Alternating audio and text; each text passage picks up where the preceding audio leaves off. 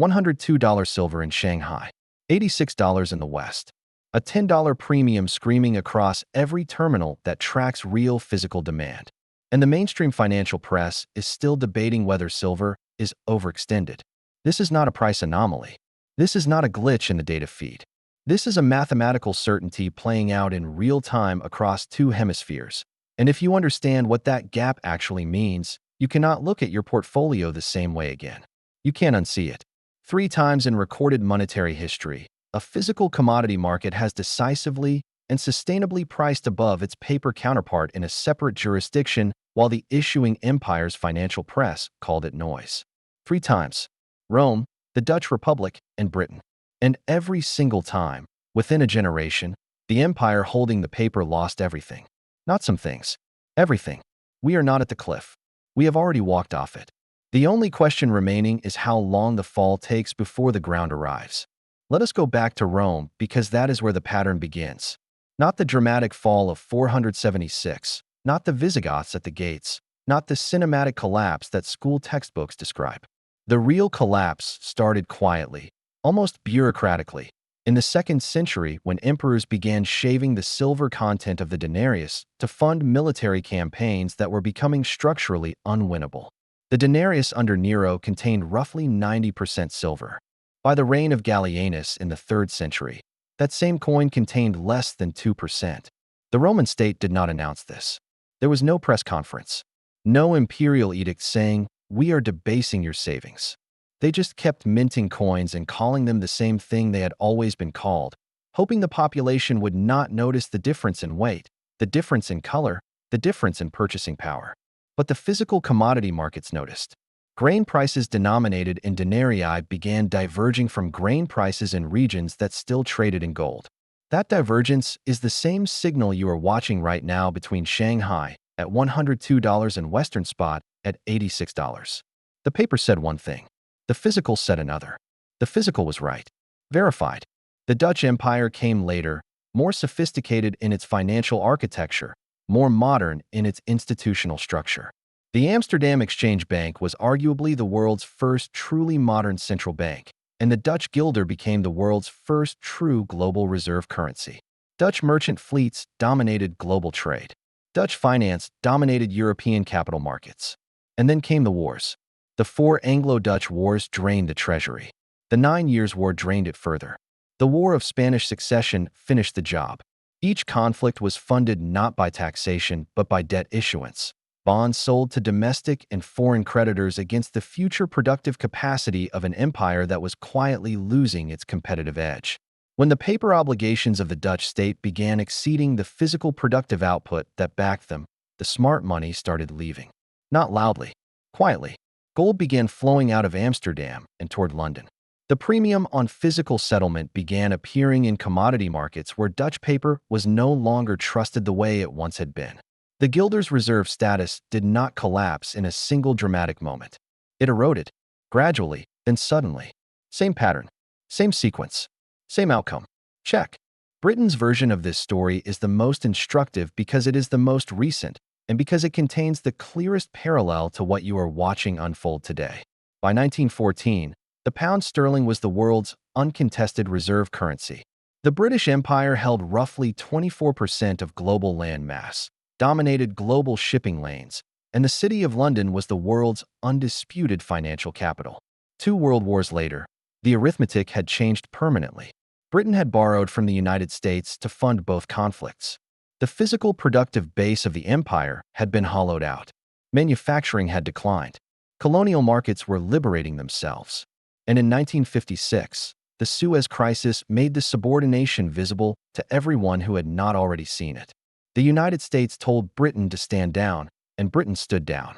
Sterling's reserve status did not survive the decade that followed. The smart money had already repositioned. The ones who held physical assets, real land, real commodities, real gold, preserved their wealth through the transition. The ones who held paper sterling obligations denominated in a currency losing its structural backing watched those obligations reprice in real time. Not opinion. Pattern recognition. Verified. Now pivot to the present because that is where this becomes personal for everyone watching. The United States government is currently carrying debt obligations that exceed the entirety of annual economic output. The Federal Reserve's balance sheet, even after partial normalization, remains historically distorted. The dollar's share of global reserve holdings has been declining for years, not precipitously in any single quarter, but consistently, measurably, directionally. The BRICS coalition has been openly constructing alternative settlement infrastructure specifically designed to reduce dollar dependency in commodity trade. China settled oil transactions in yuan. Russia settled energy exports in non-dollar currencies. The de-dollarization is not a theory being promoted by people who distrust institutions. It is a documented operational reality being executed by sovereign governments with trillion-dollar balance sheets. We are not at the cliff. We have already walked off it. The financial ground is coming up fast, and most people are still looking at their screens wondering why the numbers feel increasingly disconnected from their lived experience. And here is where Shanghai becomes the specific, real-time evidence that the structural shift is no longer theoretical. When the Shanghai Futures Exchange opens silver at $99 and pushes it to $102 while Western Paper Spot is sitting at $86, that $10 premium is not random market noise. That is Eastern physical demand refusing to accept the price that Western paper markets are setting. That is institutions, recyclers, sovereign buyers, industrial users in Asia saying we will pay $10 above what your paper market says this metal is worth because we need the physical metal and we do not trust that the paper price reflects real scarcity. The SHFE in a single month suspended 23 accounts for documented manipulation attempts. Not alleged, documented. The exchange itself confirmed the manipulation was real enough to warrant suspension. 23 accounts in a single month. And those are just the ones they caught. The implied volatility index for silver options has now reached 134, beyond the readings seen when silver spiked previously, meaning the options market is pricing in the probability of violent, potentially disorderly price moves that the current spot price is nowhere near reflecting. The paper price and the physical market are not telling the same story. They have not been telling the same story for weeks. At some point, that gap resolves and mathematical certainties have a way of resolving with a ferocity proportional to how long they were suppressed.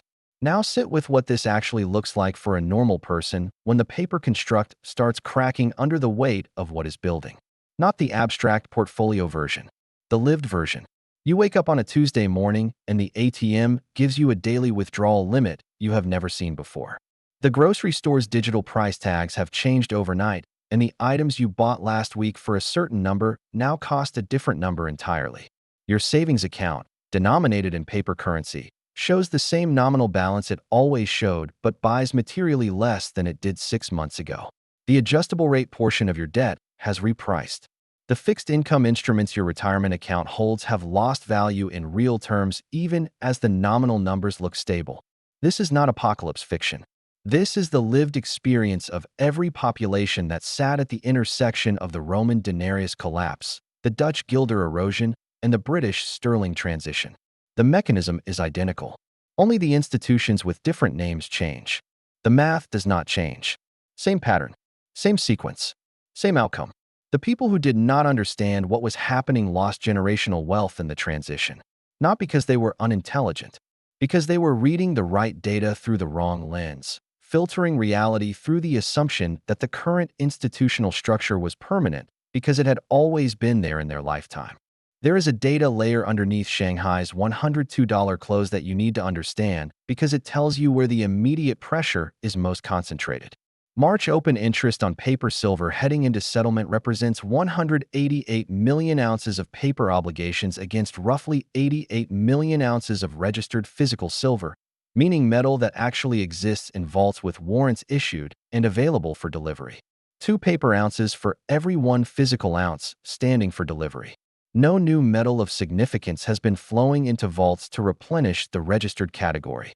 The drain is continuing, and the roll from March to May is underway, but not fast enough to eliminate delivery pressure entirely.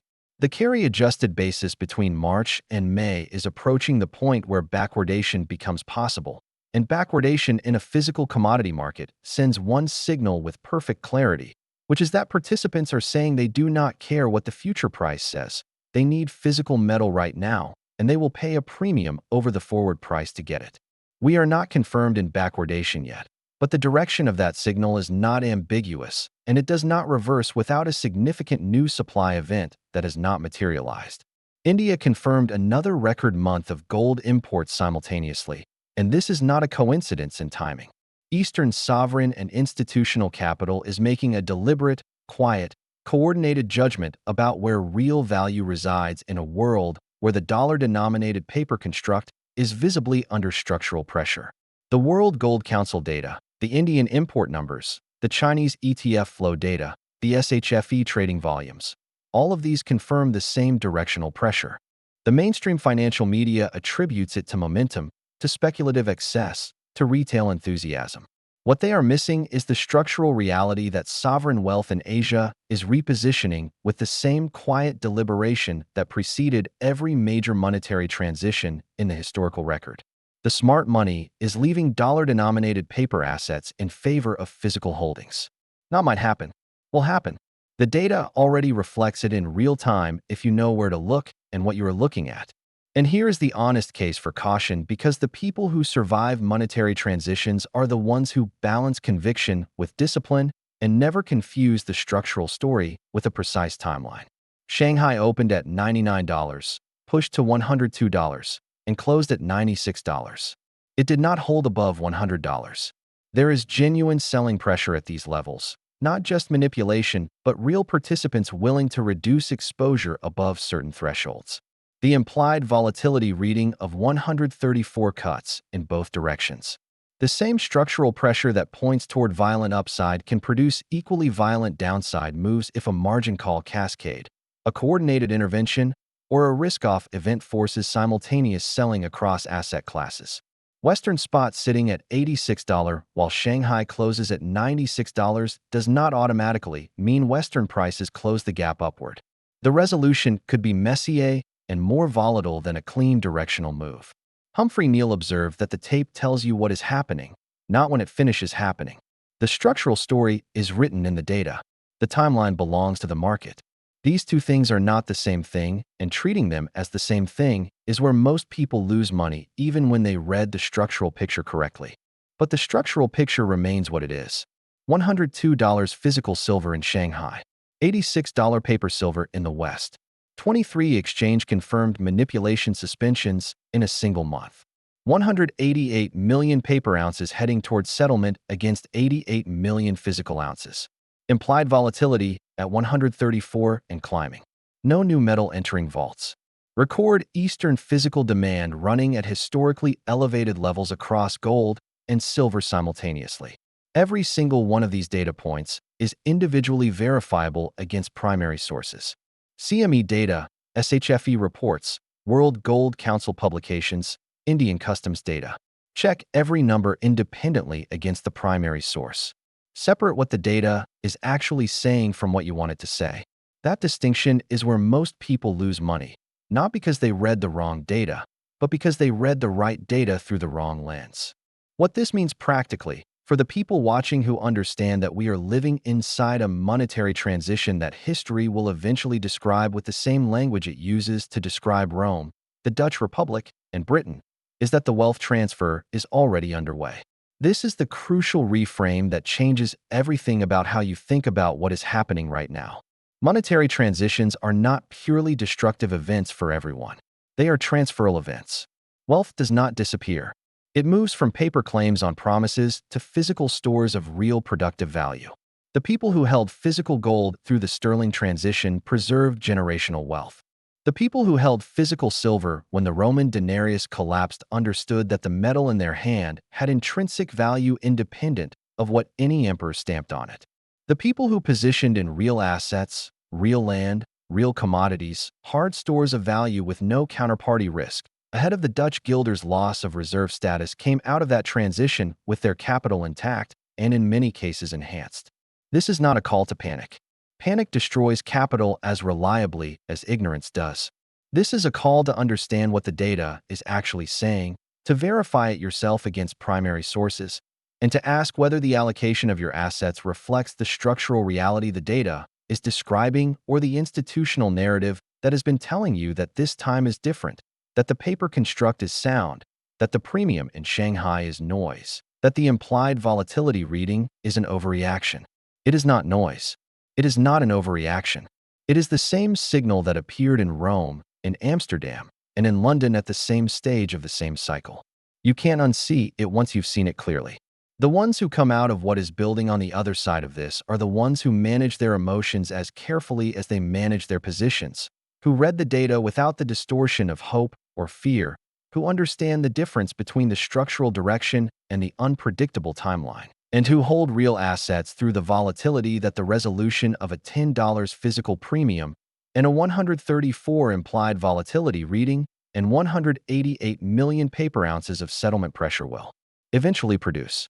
Hard assets, physical silver, physical gold, real land, assets that carry no counterparty risk in a world where counterparty risk is the defining systemic exposure of the current moment.